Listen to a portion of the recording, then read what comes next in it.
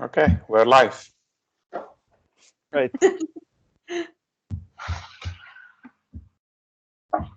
How can I be sure that is it recording or not? Does anybody have any clue? It says in the top that it's recording. Yeah. I don't see it. I don't see it yet, right? But it in the bar it says stop recording, so it must be started already, right? Yeah.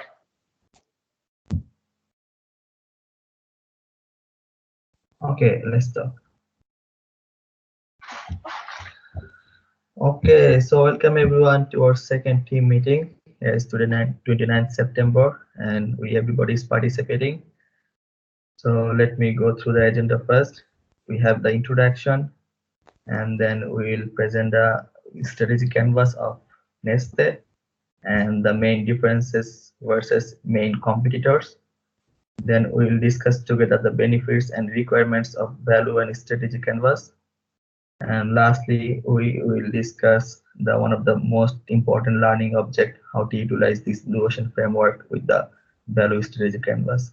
And then we'll end up this meeting by having some closing words and planning for next meeting. So I want to give the floor to Emmy. Hello. Introductions. So Emmy is here. Hello, Fanny is also here. I guess we're all here. Yes. Yeah. Okay, so let's start to the strategy canvas. Yes. Yes. So we have. I'm sharing the screen here, and we have decided to look at Neste as a global company, and based on some research, Lukoil, Equinor, ASA, and OMV seems to be the biggest competitors as we speak. Having said that, the investments that Neste has made for Singapore suggest that there are probably also some Asian competition, and that is yet to be looked at for the strategy canvas. Yes. And these competitors are more larger than the Neste, and also there is lots of competition also from abroad in this branch. So I think it would be good to go through the Lukoil and Equinor also as their like main competitors. Yes. So maybe we could discuss shortly how we are going to kind of differentiate the different companies from one another with these different measurements. So we have here the company size, which we looked at from the point of view of the financials. So that's what we start with. So the size of the company in regards to the actual, like the revenue of the company, and then all the other different measurements, we are looking at them also quite a lot from the viewpoint of revenue. So we have one measurement that might be more of our own view, which would be the price versus quality question mark part. But we will talk about that a little bit later. Yes. So the structure based on how Neste has divided their main focus areas or products, so to say, that has been the starting point to look at how renewable products, oil products, and essentially the consumer business side, how do they rate in terms of revenue compared to then the same numbers of the other competitors.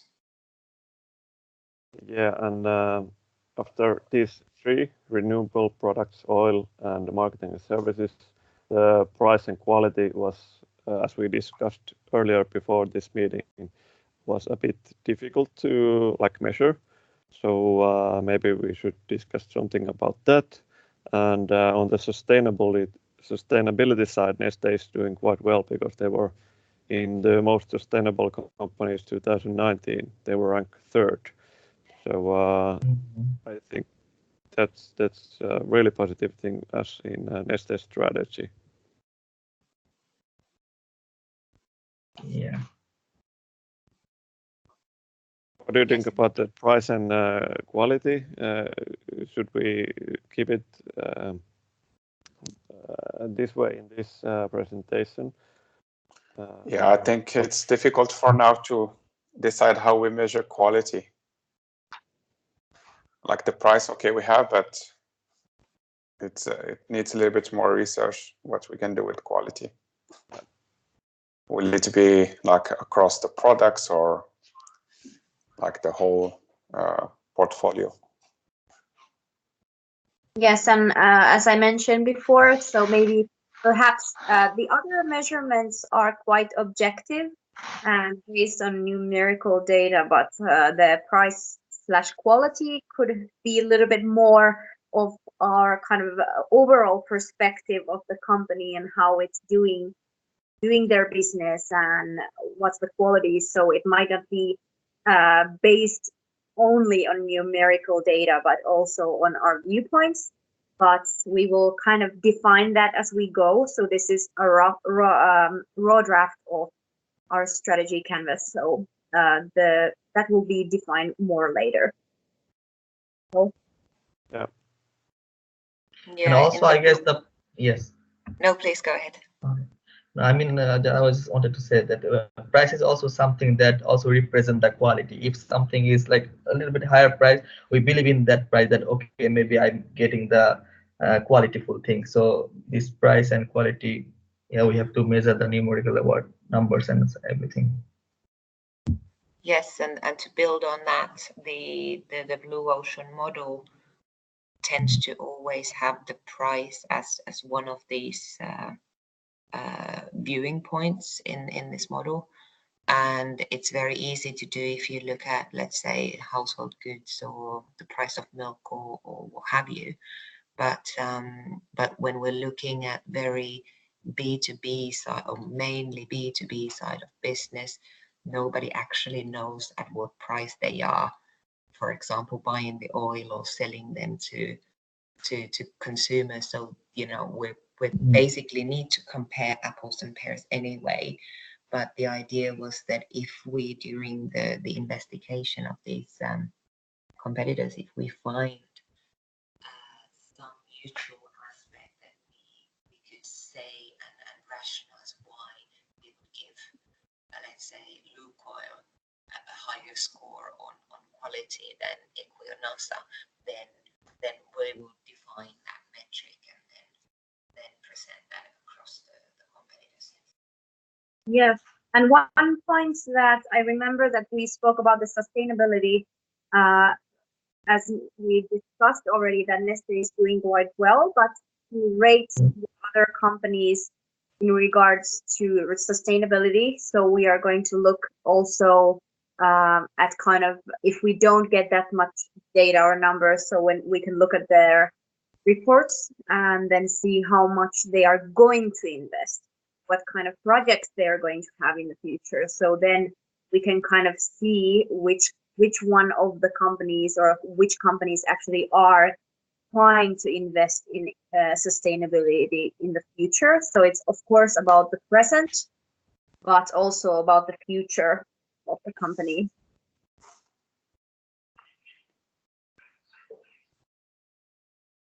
And also on the renewable side, Neste is the world's largest producer on the renewable diesel at the moment with the share of 60%. So we are applying pretty well on also the blue ocean framework to be fast and maybe do not to have that much competition. But I think now that the competitors are also heading to this section, but Neste has been first and fast in this, so they are like doing some good things with their products. And one thing that all the other, not all, maybe many of the big competitors of Neste, they are also producing electricity by wind energy. So maybe Neste is something that will missing that kind of source. So in a future strategy, maybe they could have invent or be innovative to produce electricity also with the some kind of renewable energy or maybe the wind power plant. Yeah, but overall, it's good to compare these competitors, but they are all kind of a little bit different maybe than Neste because they are so focused on the like specific aspect of the renewable energy business.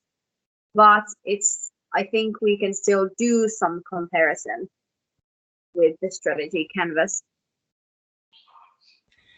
Yes, and I think the Blue Ocean framework, it's a synopsis of a current state, what is about the information available, and it doesn't really take stance on where the companies is going. And when we look at this strategy course and strategy work, that's something that part is actually coming from other parts. But in any good strategy work, you need to understand where your stance is against the competitors, and then start looking at where you can actually differentiate and be better than the big boys. Yeah. Yeah.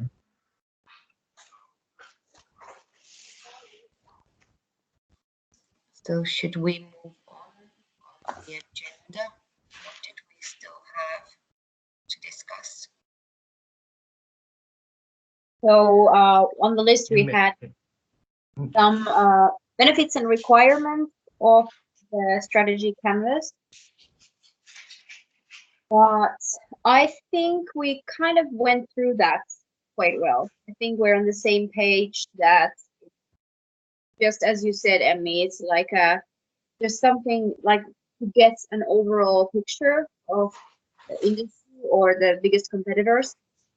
And it's not the ultimate truth, but then you can see where they are heading and where you are in kind of compared to where they are heading. So then you can decide whether you go to the same direction or do something else.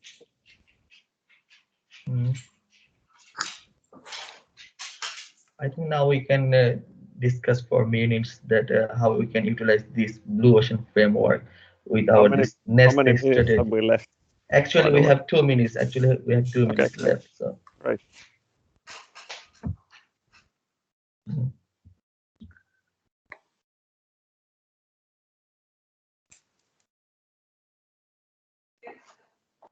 So I think the benefit for this Blue Ocean work is we can have the same parameters and compare the companies as a current state.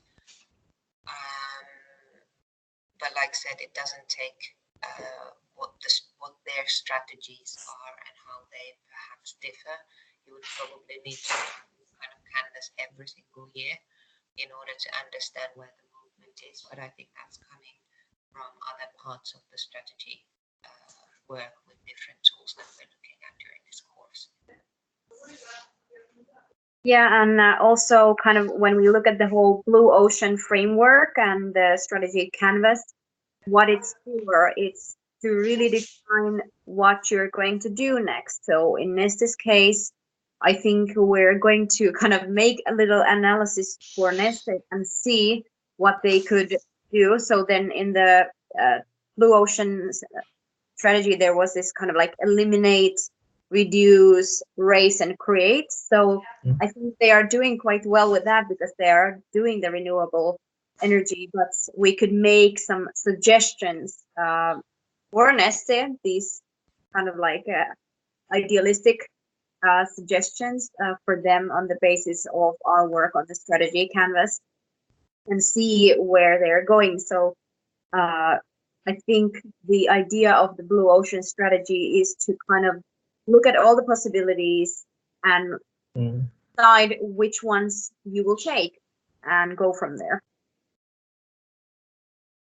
So how many more minutes do we have left, or seconds? 1 minute. Yeah, I think we can start now wrapping up. Yeah, Great. so this is a draft. I Yeah. guess everybody can see that this is a draft. And the parameters are sort of defined, except price and quality. We will continue working on this. yeah, the file will be here in the team, so maybe whenever we have to edit and fill some points, so And also add the references also on the final report. So yeah, and define what are the metrics over there also, so it makes it clear also in the Word version to report. Yeah, that will be important. Okay, guys, so I'm just stopping the recording. We got at least the basic idea on the graph and also the strategy canvas. So thank you everyone for contributing. Thank you. Yeah.